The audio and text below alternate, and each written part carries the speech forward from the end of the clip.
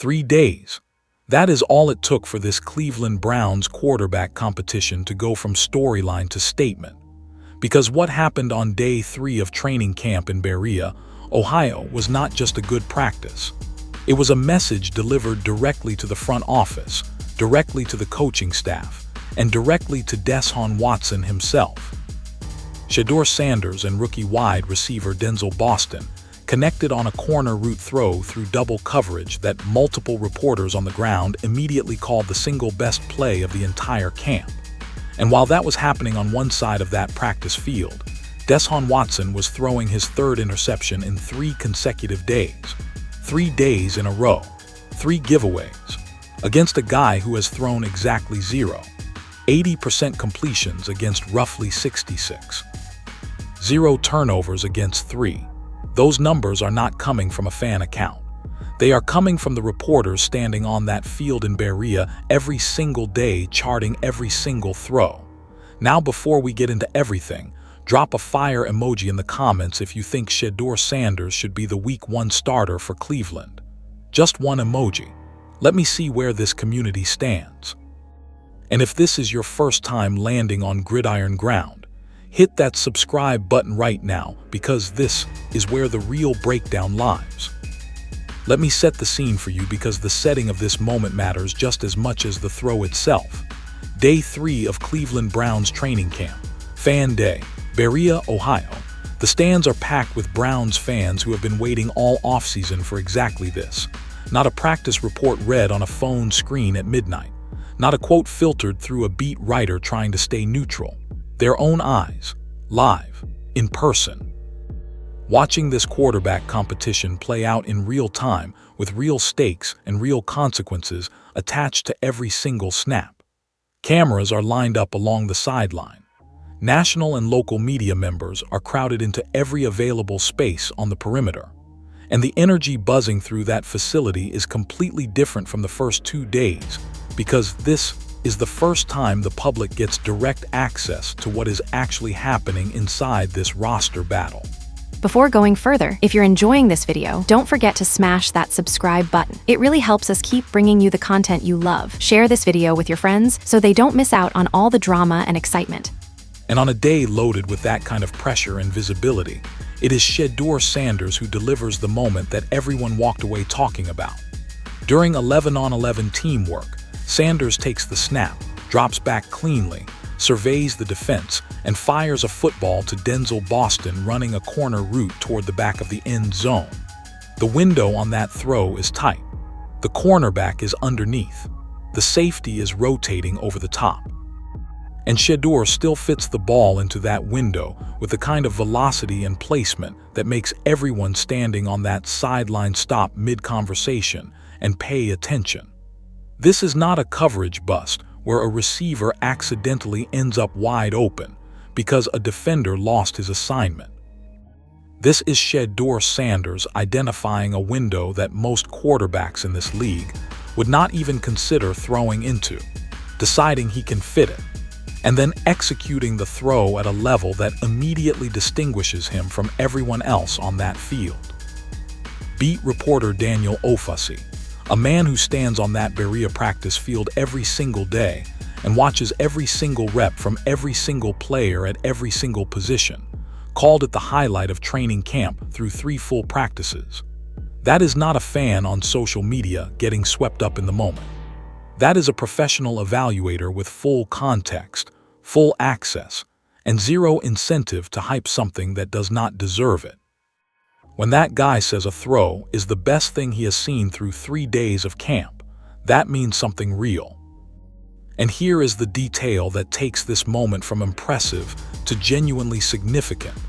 General Manager Andrew Barry and owner Jimmy Haslam were both standing right there on that practice field when that throw happened.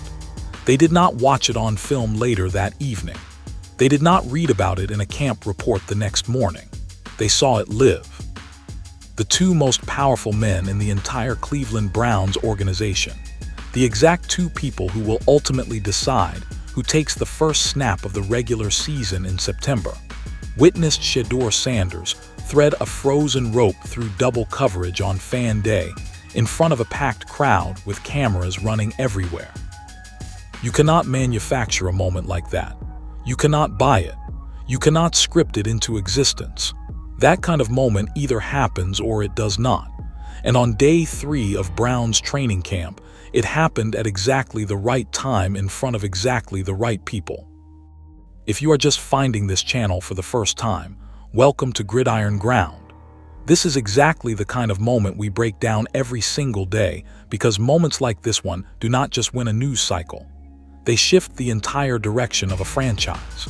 Stick around, subscribe, and make sure you are here for every update as this quarterback competition keeps building, because what happened on day 3 was not the end of this story. It was the beginning of something much bigger.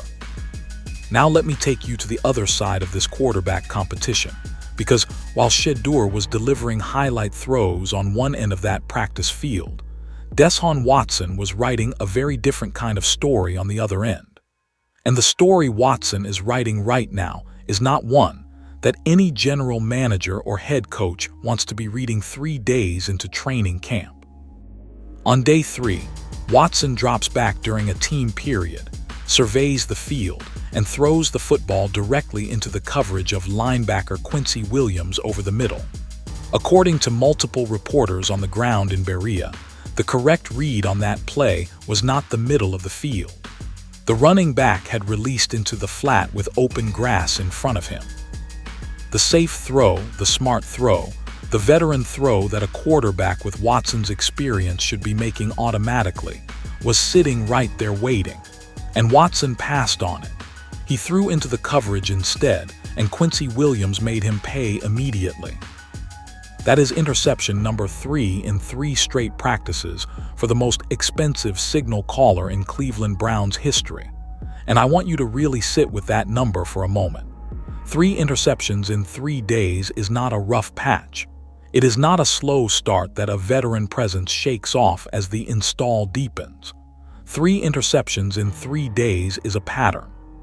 Before going further, if you're enjoying this video, don't forget to smash that subscribe button. It really helps us keep bringing you the content you love. Share this video with your friends so they don't miss out on all the drama and excitement. And patterns matter enormously in training camp evaluation, because this is not a preseason game where the defense is vanilla, and the scheme is simplified to avoid tipping anything.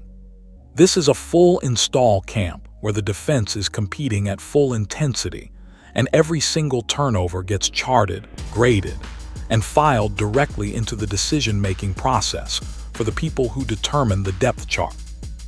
Every interception Watson throws right now is not just a bad rep in isolation.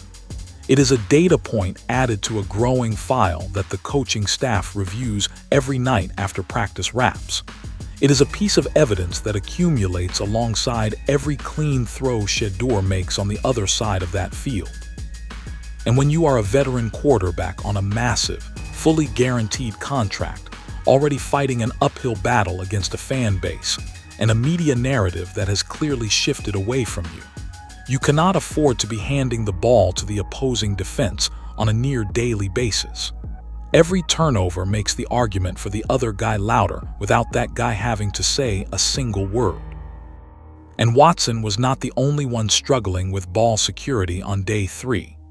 Dillon Gabriel, the other rookie quarterback in that room who arrived in Cleveland carrying real hype off an impressive college career at Oregon, also threw an interception during a 2-minute drill period. Reports from the field describe it as a poor decision more than a great defensive play. Gabriel apparently threw the ball almost directly at a linebacker sitting comfortably in a zone window with plenty of time to locate the football and make the catch. The 2-minute drill is supposed to be the period where a quarterback proves he can stay composed, process quickly, and make smart decisions under the elevated pressure of a condensed clock. Gabriel showed the opposite in that particular moment. Now, a single bad throw does not define a quarterback. Everybody watching this knows that. But in a training camp evaluation where every snap is being measured against the snaps of the men competing alongside you, one bad decision does not stay isolated. It becomes part of the daily grade. And right now, the daily grades coming out of Berea are telling a story where one quarterback is consistently delivering clean, sharp, turnover-free football, while the rest of that room is collectively handing the ball back to the defense. That gap is not narrowing. Through 3 days of progressively harder install, it is actually widening. And what happens next in this competition is going to be very hard to spin in Watson's favor.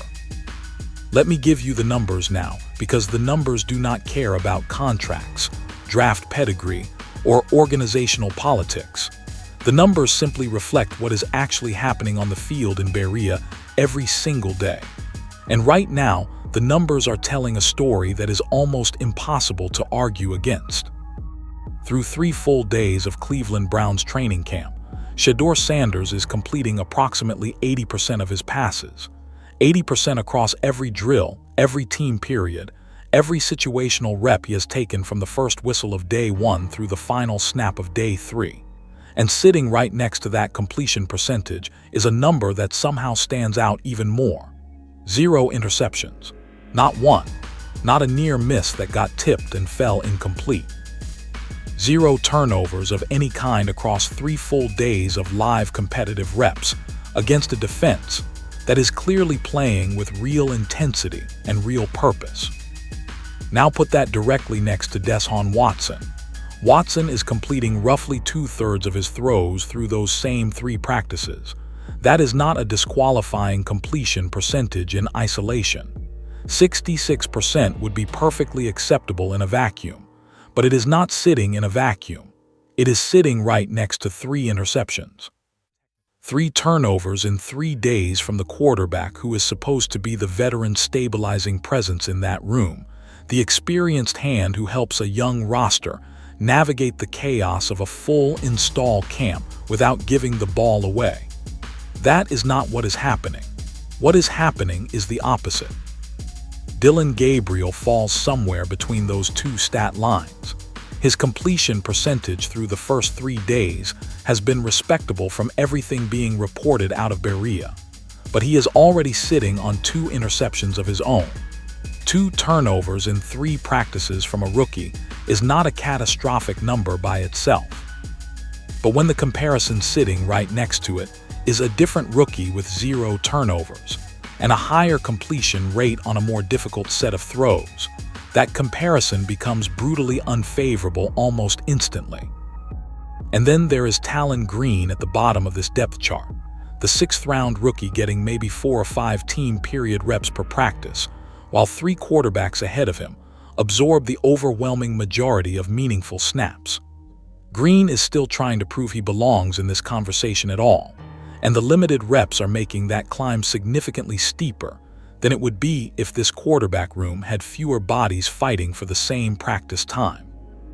His numbers are essentially a small sample size footnote right now, because the opportunity simply has not been there to build anything substantial through 3 days. When you lay all 4 of those stat lines next to each other on the same page, the picture that emerges has no ambiguity in it. This is not a close competition on paper. This is not a situation where 2 or 3 quarterbacks are separated by margins small enough to make a reasonable argument for any of them. This is one quarterback separating himself from the rest of that room clearly, consistently, and without the turnovers that are piling up on every other side of this battle.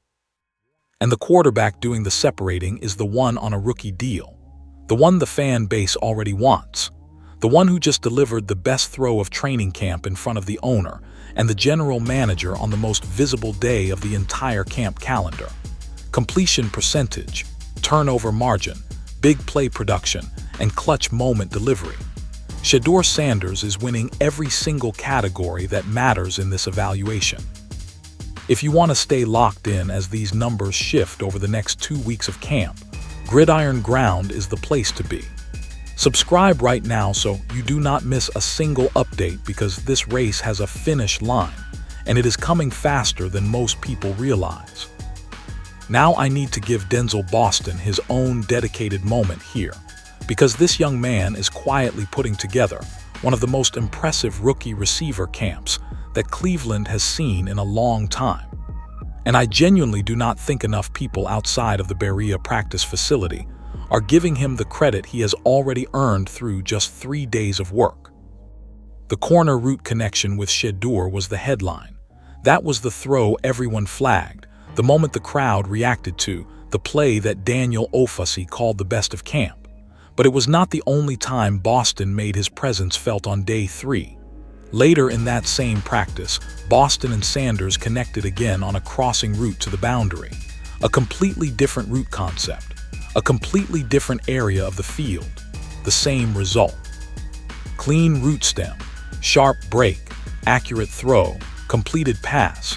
Chemistry on full display between a second-year quarterback and a rookie receiver who have clearly been spending real time together outside of the organized team periods, building something that does not develop overnight. Before going further, if you're enjoying this video, don't forget to smash that subscribe button. It really helps us keep bringing you the content you love. Share this video with your friends so they don't miss out on all the drama and excitement. And here is the part of Boston's day that tells you even more about what kind of player he actually is. He also caught a deep ball down the sideline from Deshaun Watson during a 3rd and long period in one of the later team segments. That means Boston is not a receiver who only shows up and makes plays when a specific quarterback is throwing him the football. He is making plays regardless of who is under center. He is building functional chemistry across multiple signal callers at the same time, in a brand new professional system, against NFL-caliber coverage, in just the 3rd practice of his entire pro career. That is the kind of skill set and football IQ that separates receivers who look good in training camp from receivers who actually become legitimate weapons over the course of a full NFL season. When a pass catcher can adapt to multiple quarterbacks with different arm angles, different release points, and different timing preferences, and still consistently run clean routes and make contested catches, that tells you the talent is real, and the processing speed is advanced well beyond what you typically see from a player at this stage of his professional development. Multiple camp recaps have already flagged Boston as one of the clear standout performers of the entire first 3 days right, alongside fellow rookie Casey Washington, who has also been carving out real snaps with this offense early in the install.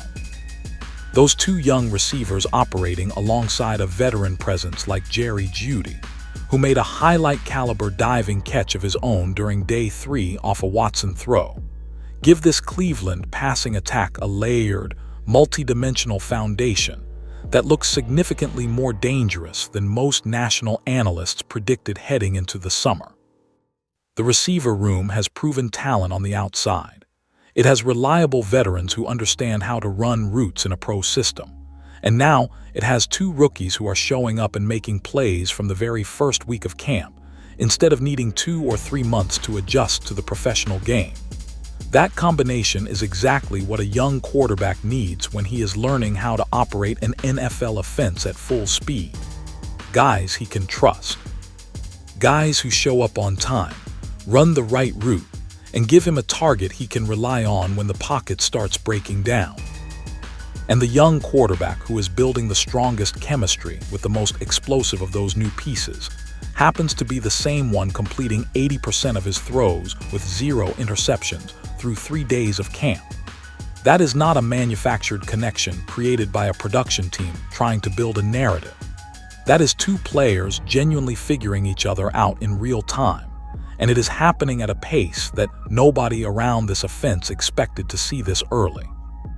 Now I need to explain something that most of the coverage coming out of Berea is not giving enough attention to, because without this context, those throws from Shedeur and those turnovers from Watson do not carry their full weight. The structure of this training camp matters enormously, and Todd Monken did not build this camp on accident. Monken has constructed this entire camp as a progressive evaluation. Every single day is intentionally more difficult than the day before. He is not running the same concepts on loop to let the quarterbacks get comfortable and inflate their numbers in controlled, familiar situations. He is raising the ceiling of complexity with every practice to find out which quarterbacks in that room can actually handle the full weight of what an NFL offense demands when the install is deep. The decisions are fast, and the margin for error shrinks down to almost nothing. Day 1 was quick game concepts. Short throws, fast reads, rhythm-based passing that lets a quarterback get his feet under him, trust his footwork, and build timing with his receivers before the mental demands of the offense start compounding. This is the foundation layer. The stuff every professional quarterback should be able to execute cleanly before anything else gets added on top. Day 2 moved into triangle reads. Now the cognitive demand jumps significantly. Instead of a simple 1 or 2 read concept where the progression is predetermined and straightforward, the quarterback has to process 3 options on the same side of the field, track coverage rotation after the snap, and deliver the football to the correct receiver based on what the defense is actually doing rather than what the play design assumed it would do. That is a real jump in difficulty, and it is where you start to see the separation between quarterbacks who process quickly and those who need an extra half second that the pocket is not going to give them. Day 3 pushed even further into 3-level route concepts. These are the plays where you have a receiver running a short route, another running an intermediate route, and a third running a deep route all on the same side of the field simultaneously. The quarterback has to read the defense vertically from top to bottom in real time, identify which level the coverage is vacating, and get the ball there accurately before the window closes. On top of that, Day 3 practice also incorporated no-huddle execution and scramble simulations, where quarterbacks were specifically asked to hold the ball longer than normal, navigate pressure outside the pocket, and still deliver accurate throws while moving laterally. That is not a simple install. That is an advanced professional package being run in the 3rd practice of the entire off-season camp. And Monken designed it that way on purpose because he wants to know right now, not in week 5 of the preseason, not in the final cut roster decision, but right now, which of these quarterbacks can handle real complexity without breaking down. Through 3 days of steadily increasing difficulty, the answer has been the same every single time. Deion Sanders is handling it. The corner route to Boston was not a simple slant thrown against soft zone coverage on a basic quick game concept. It was a 3-level read executed correctly under pressure during the most complex practice period of the camp so far. Getting that throw right on the first day that concept was installed in a full team setting is not an accident. It is a direct reflection of processing speed, preparation, and the ability to translate mental reps into physical execution at exactly the right moment. When Watson and Gabriel are struggling with turnovers at this same level of install, and Shedeur is completing 80% of his throws without a single one hitting the ground in a defender's hands, that is the coaching staff getting exactly the evaluation data they designed this camp structure to generate. And the data is speaking clearly. Now let me rewind 24 hours because what happened on day 2 of this camp is directly connected to why day 3 hit the way it did. And the sequence of these 2 days back-to-back is something that deserves its own conversation because it is almost cinematic in how it unfolded. On day 2 of Cleveland Browns training camp, Deion Sanders showed up in Berea. Coach Prime walked through the doors of that facility, and the energy inside immediately shifted. This is one of the most electric human beings to ever compete in professional sports at any level. A 2-sport professional athlete who played in the NFL and Major League Baseball at the same time. A Hall of Fame cornerback. A college football national championship head coach. Before going further, if you're enjoying this video, don't forget to smash that subscribe button. It really helps us keep bringing you the content you love. Share this video with your friends so they don't miss out on all the drama and excitement. When Deion Sanders shows up somewhere, people notice. That is simply the reality of who he is and what he represents. But what happened before practice even started is the part that deserves the most attention. According to ESPN's own coverage of the visit, Deion sat down with head coach Todd Monken and general manager Andrew Barry for a real conversation before the first whistle of day 2 ever blew. He did not just show up, find a spot in the bleachers, and watch from a distance. He sat down with the two most important decision makers in the Cleveland Browns football operation and had a direct, face-to-face conversation about what this team is doing and where it is going. Monken described that meeting publicly afterward using one word: awesome. A head coach going out of his way to characterize a visit from a player's parent as awesome is not a coach who feels distracted or overwhelmed by the presence. That is a coach who is genuinely glad the visit happened. And then day 2 practice played out in a way that tested Shedeur in a different kind of way. The offense was slow early. Timing was off. Root concepts that should have clicked were not clicking the way the coaching staff wanted to see. Shedeur pushed through it. He did not fall apart under the weight of his father watching from the sideline on a difficult practice day. He found his rhythm as the session progressed and finished stronger than he started.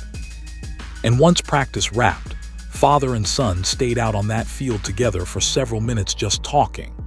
Nobody outside of those two men knows exactly what was said in that conversation. But whatever it was, Shedeur came back the very next morning and delivered the best performance of the entire camp. Day 2, adversity. Day 3, the best throw anyone in Berea had seen all week. That is not a coincidence.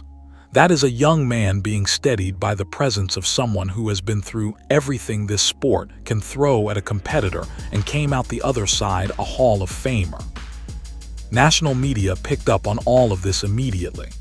Adam Schefter and Pat McAfee both went on record to push back firmly against anyone trying to frame Deion's visit to camp as some kind of distraction or inappropriate overstep. Their message was simple and direct. This is one of the greatest players in the history of professional football in any sport he has ever competed in. The idea that his presence supporting his son competing for a starting NFL job is somehow a negative story got shut down almost instantly by two of the most respected voices in the entire sport.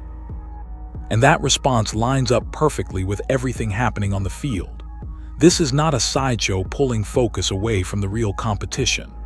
This is a Hall of Famer's presence aligning almost perfectly with his son's most impressive professional performance to date.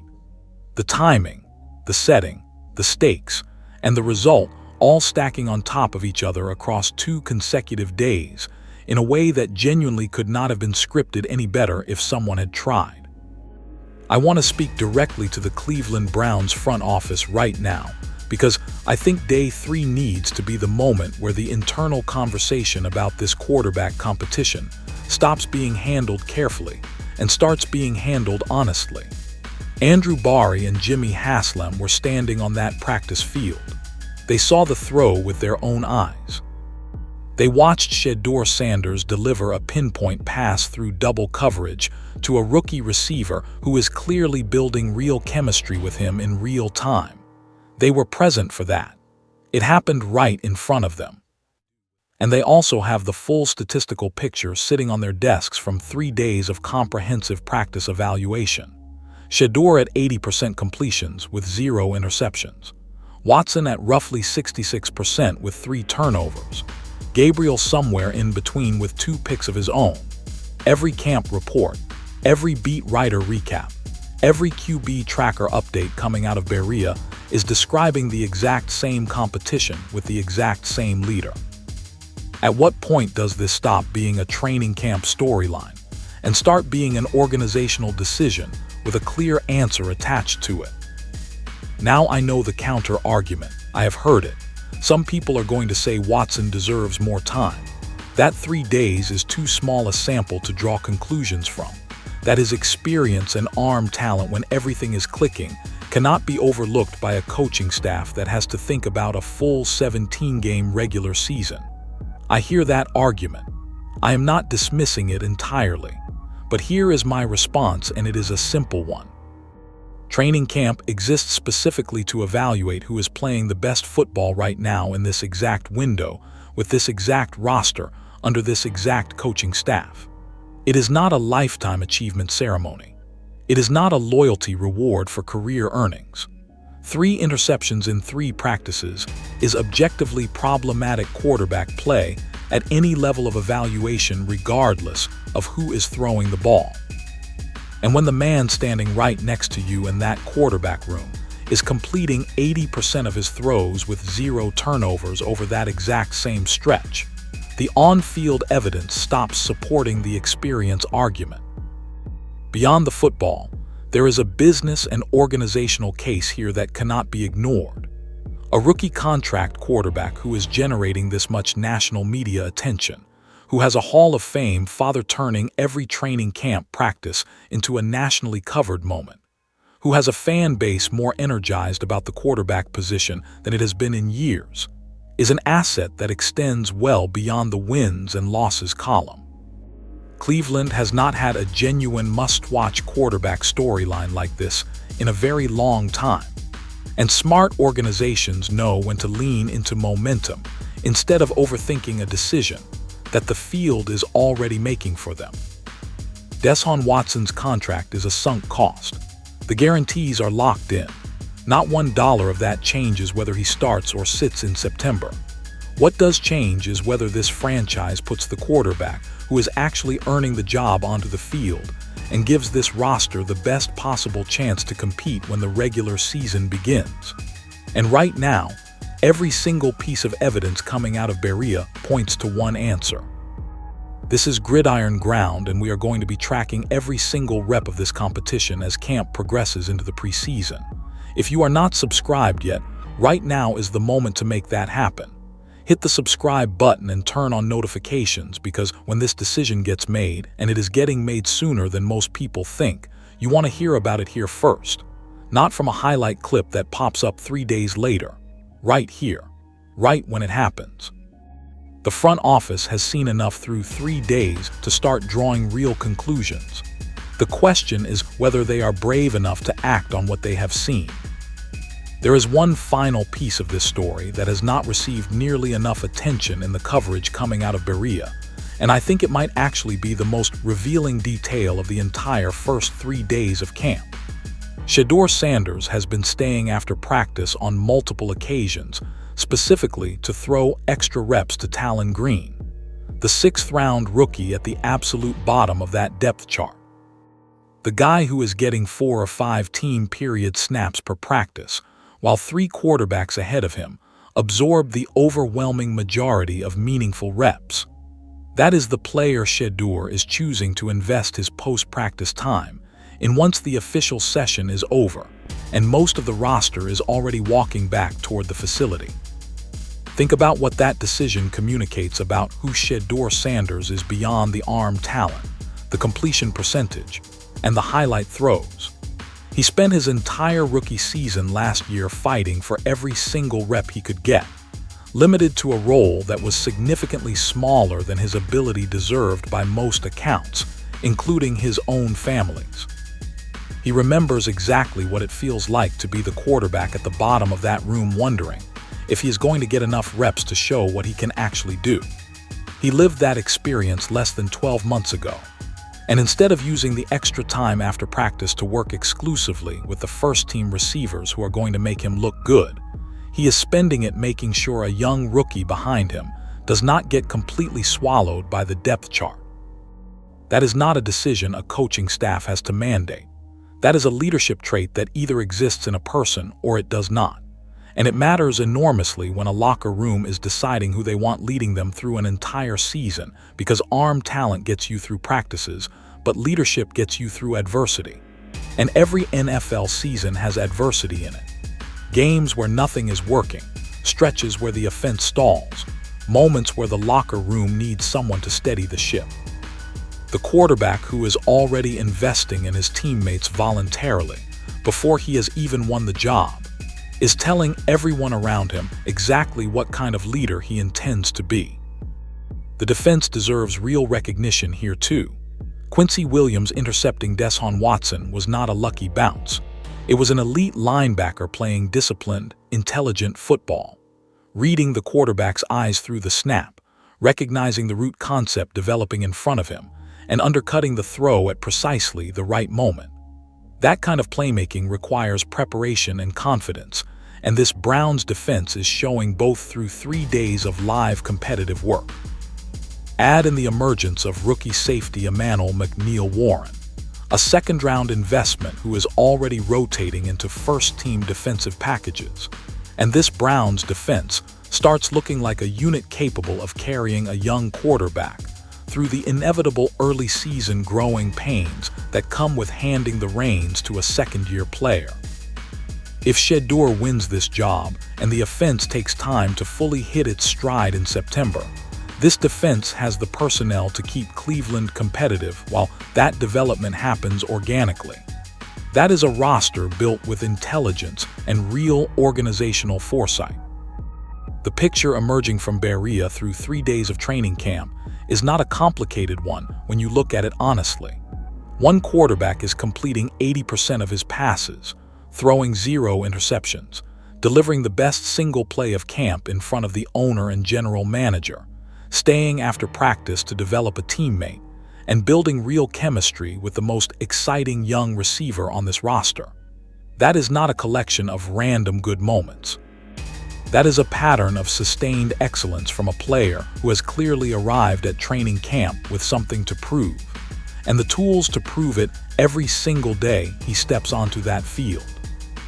So here is where everything stands after 3 days of Cleveland Browns training camp, and the picture could not be clearer. Deion Sanders has completed roughly 80% of his passes with 0 interceptions. He delivered the single best play of camp on the highest visibility day of the schedule in front of the general manager and the owner. He built genuine chemistry with the most explosive rookie receiver on this roster. He stayed after practice to develop a teammate who needed the extra work. And he did all of this while the difficulty of Todd Monken's install was increasing every single day by design. On the other side of that competition, Deshaun Watson has 3 interceptions in 3 practices and a pattern of questionable decisions that is not being explained away by coaching staff cover anymore. Dillon Gabriel has 2 turnovers of his own, and moments that suggest the 2-minute drill still belongs to someone else on this depth chart. The preseason games are coming. Todd Monken has already confirmed he plans to play his starters extensively once those games begin. And when the pads are on, the hits are real, and the national audience is watching. Everything from these first 3 days of camp says one quarterback is ready for that moment more than the rest. The only question left is whether this front office trusts what their own eyes have already shown them. Drop your prediction in the comments right now. One word, Shedeur or Watson. Let me know where you stand. And if Gridiron Ground is your home for Browns coverage, make it official and subscribe right now. We will see you on the next one.